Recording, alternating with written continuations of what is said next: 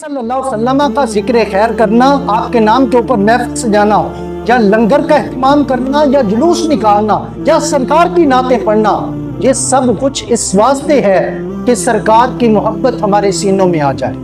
اپنے نبی کے ساتھ ہم اپنی محبتوں کا اظہار کرتے ہیں، اس محبت کو سلامت رکھنا ہے، اس واسطے کہ یہ محبت یہی ایمان ہے، اور یہی محبت کل قبر میں میدان محشر میں کام آئے گی۔ لیکن کیا ہے کہ اس محبت کا حصول جو ہے وہ کس طرح سے ہمیں ہوگا؟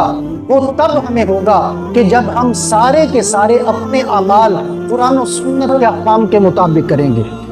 اگر ہم اپنے طریقے اس میں اپنا لیں گے تو پھر کبھی بھی ہم راہ راست پہ نہیں ہو سکتے ہیں۔ اس واسطے کہ سرکار نے ارشاد فرمایا لا یؤمن احدکم حتی یکون ہواہ تبعا لما جئت بہ، ارشاد فرمایا کہ اس وقت تک تم کامل ایمان والے نہیں ہو سکتے جب تک میرے لائے ہوئے دین کے مطابق اپنی خواہشات کو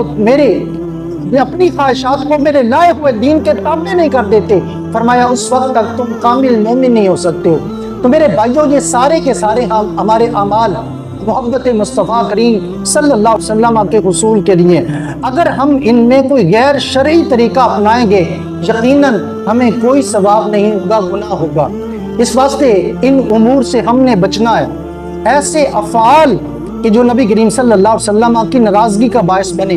وہ کیا ہے؟ پہاڑیاں لگا لینا، ڈیک لگا کے، گانے چلا کے ڈانس کرنا، اس سے میرے نبی راضی نہیں ہوتے ہیں، میرے مصطفیٰ ناراض ہوتے ہیں۔ اسی طرح سے اپنی خواتین کو 12 ربیع الاول والے دن لے کے، چاہے موٹر سائیکل پہ بٹھا کے یا ویسے انہیں باہر لے کے گلیوں میں گھمانا، بے پردہ اختلاط مرد و زن، اس سے اپنی بیوی کو تو خوش کر لیں گے لیکن میرا نبی راضی نہیں ہوگا۔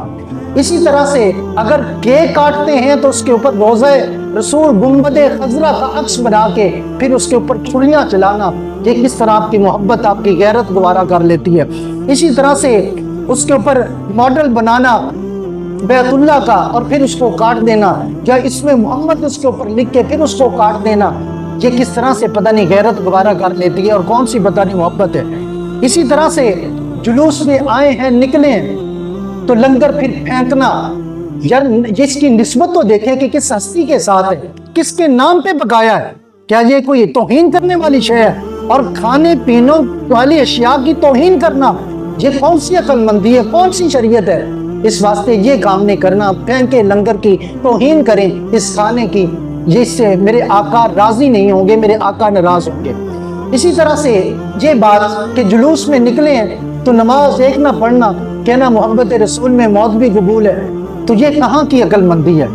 بھائی نماز اولاً ہے، پہلے نماز پڑھیں، باقی یہ امور مستحب ہیں، ان کو بعد میں بجا لائیں، تو پھر کیا ہوگا؟ یہ خیر خوشی کا، رحمت کا باعث بنیں گے۔ لیکن اگر ان کو چھوڑ کر اپنی مرضیاں کرتے پھریں گے تو پھر کچھ حاصل نہیں ہوگا۔